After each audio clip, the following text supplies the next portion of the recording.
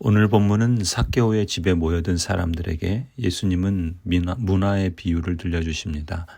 이 비유를 말씀하신 이유는 예수께서 예루살렘에 가까이 이르신 데다가 사람들이 하나님의 나라가 당장에 나타날 줄로 생각하고 있었기 때문입니다.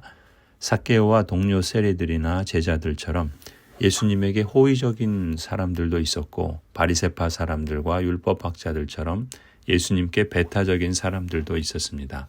그런데 두 부류의 사람들의 지식과 사고방식은 사실 크게 다르지 않았고 두 가지 점에서 예수님을 오해했습니다.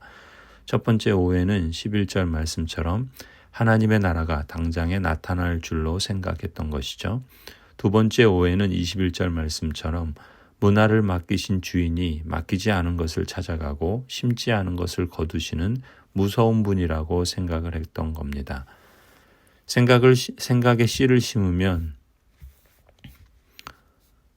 행동의 열매를 맺고 행동에 씨를 심으면 삶의 열매를 맺기 마련이죠.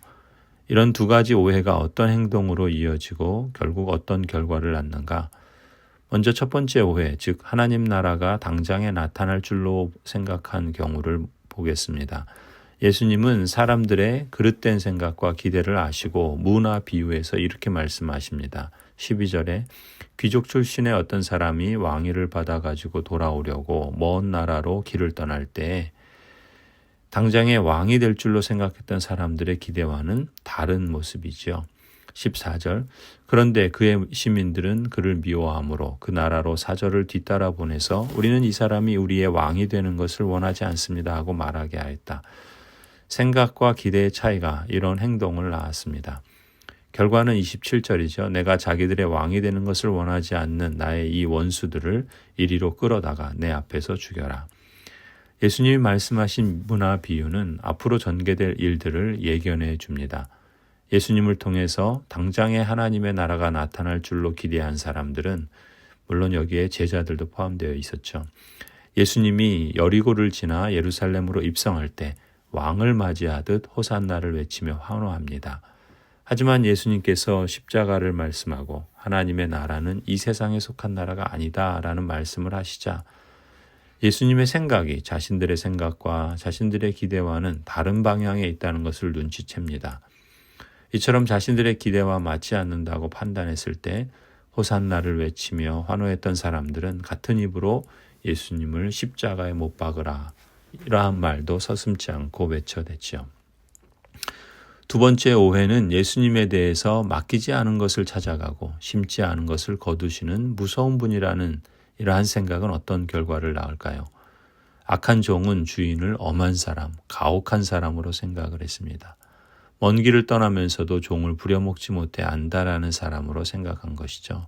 주지 않는 것을 취하고 심지 않는 것을 거두는 염치 없는 주인으로 생각했습니다. 그래서 주인의 명령을 듣지 않고 받은 문화를 수건에 싸서 보관해 두고 아무 일도 하지 않았죠.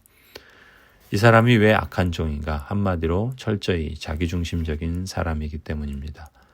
자신의 유익과 필요를 위해서 주인의 것을 이용할 생각만 했지 정작 자신이 맡은 사명에 대해서는 주인은 무서운 사람이라고 말하며 아무 일도 하지 않았습니다. 자신의 원대로 해주는 주인은 좋은 주인이고 자신이 원치 않은 일을 맡기는 주인은 엄한 주인으로 여겼던 것이죠.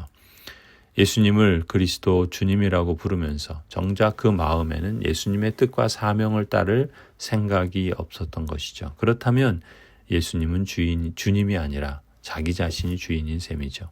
자기중심적으로 생각하는 그리고 행동하는 이러한 종은 진정한 주인이신 하나님 앞에서 악하다는 평가를 듣습니다.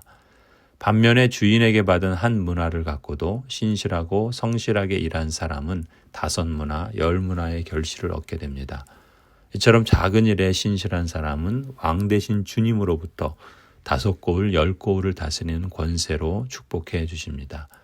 예수님의 비유는 이렇게 마무리됩니다. 내가 너희에게 말한다. 가진 사람은 더 받게 될 것이요. 가지지 못한 사람은 그가 가진 것까지 빼앗길 것이다. 그리고 내가 자기들의 왕이 되는 것을 원하지 않는 나의 이 원수들을 이리로 끌어다가 내 앞에서 죽여라. 하나님의 언약 백성 여러분, 예수님은 각각의 신자와 교회에게 문화, 다시 말해 돈이나 시간이나 재능이나 직분이나 역할이나 지위 등을 주십니다. 예수님께서 재림하실 때까지 그것을 성실하고 신실하게 일을 해서 주님께서 맡기신 사명을 잘 감당하고 열매를 거두기를 원하시는 것이죠.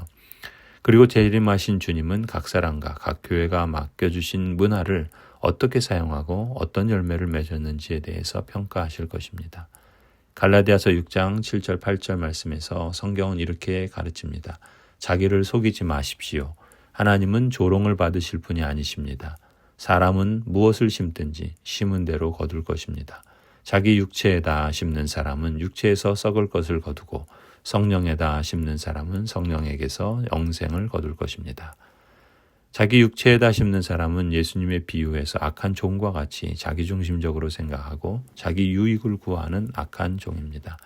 그는 육체에서 썩을 것을 거두게 될 것입니다.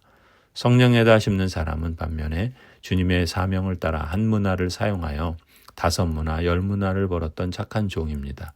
그는 성령에게서 영생을 거둘 것입니다. 성도 여러분, 오늘 하루 그리고 매일의 일상과 신앙생활에서 우리 각 사람이 받은 은사와 시간과 재능과 돈을 자신의 역할과 직분과 지위의 자리에서 하나님 나라를 위해 신실하고 성실하게 잘 사용하여서 하나님이 기뻐하시는 열매를 맺어가는 복된 삶이 되기를 기원합니다. 또한 우리가 속한 고양제일교회도 주님께 받은 사명과 물질을 어떻게 사용하는 것이 주님이 기뻐하실 일인지 주님의 뜻을 구하고 또 잘 사용하여 칭찬받는 교회로 결실하게 되기를 간절히 축원합니다.